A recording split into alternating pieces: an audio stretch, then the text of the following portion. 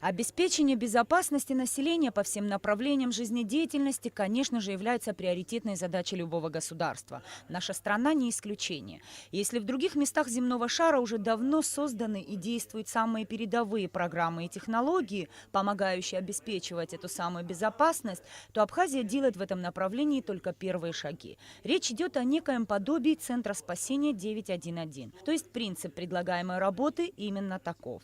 Мы можем, имея свою вот эту уникальную интеграционную шину, сохраняя все инвестиции, вложенные к сегодняшнему дню в безопасность, я имею в виду где-то вот установленные домофоны, фотовидеофиксация и так далее, то есть это ничего менять не надо, это нужно объединить и организовать межведомственное взаимодействие для оперативного реагирования на какие-либо ситуации. Мы с вами знаем, что туристический сезон в Абхазии в полном разгаре, и большое количество туристов именно из Российской Федерации приезжают именно в вашу замечательную страну. Поэтому, конечно же, как никто, российская компания заинтересована именно в том, чтобы российские туристы, в том числе и на одном ряду с жителями Абхазии, они также имели возможность обращаться в случае возникновения каких-то ситуаций, по тому же самому единому номеру 112. И получать какую-то компетентную обратную связь. Необходимо выбрать один уникальный номер, на который будут звонить люди в случае возникновения любой непредвиденной ситуации. Диспетчер задаст специальные вопросы, уточнит детали, и программа сама отправит информацию в нужные службы. Преимуществ масса. От создания глобальной системы до встроенной подсистемы для анализа ситуации и контроля реагирования. Также эта программа поможет создать полноценный аналитический инструмент для ответственных лиц и руководителей различного уровня. Вся информация, которая поступает, она должна быть, помимо того, что отработана, на ней должны быть назначены ответственные лица.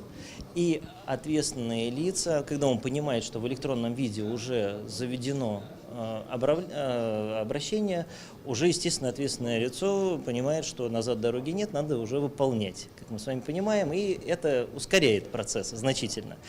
И также мы говорим о том, что эта платформа осуществляет межведомственное взаимодействие, опять же. Линия Минздрава здесь тоже представлена. Программа предполагает создание некой электронной карты, паспорта, в которой будут указаны все данные звонящего человека, вплоть до краткой истории его болезни. Для чего это нужно? В первую очередь, чтобы снизить время реагирования на происшествия и минимизировать негативные последствия.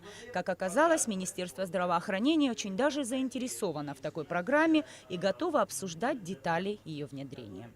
Для нас это очень перспективно, поскольку мы обсуждаем сейчас совместно с Министерством по чрезвычайным ситуациям создание единой службы спасения. Это обеспечение условий санавиации для перевозки тяжело больных по всей территории республики и за ее пределы в Российскую Федерацию.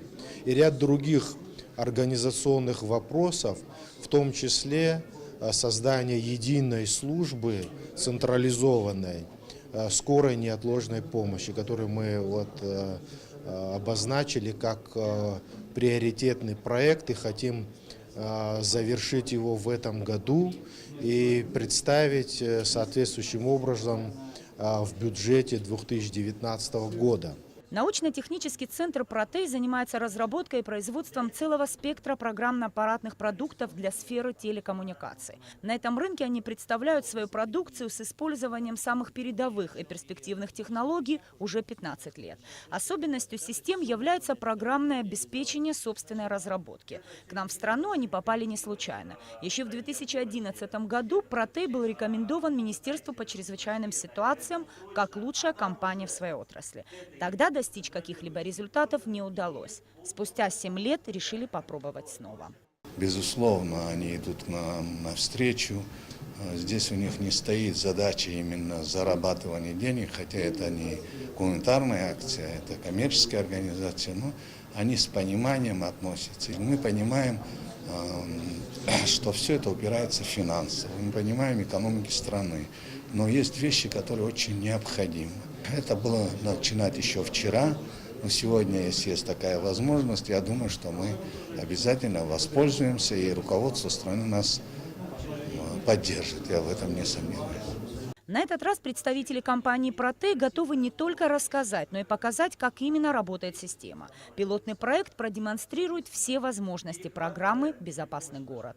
Презентация – это, по сути, рассказ о слайдах, о каких-то картинках, которые все смотрят, но никто не знает, есть ли они вообще на самом деле или нет.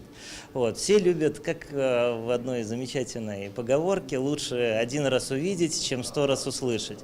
Вот здесь то же самое. Мы действительно привезли с собой демонстрационный стенд, на котором мы показываем, что это мы не только на слайдах умеем показывать, но мы это и действительно имеем в своем ассортименте, в своих предложениях, и вы это уже можете пощупать своими руками. Во время презентации гостям были продемонстрированы система приема экстренных вызовов, комплексная система экстренного оповещения населения о чрезвычайных ситуациях, система «Безопасный город», которая помогает обеспечить фото- и видеофиксацию нарушений правил дорожного движения, лесных пожаров или обстановку в населенных пунктах.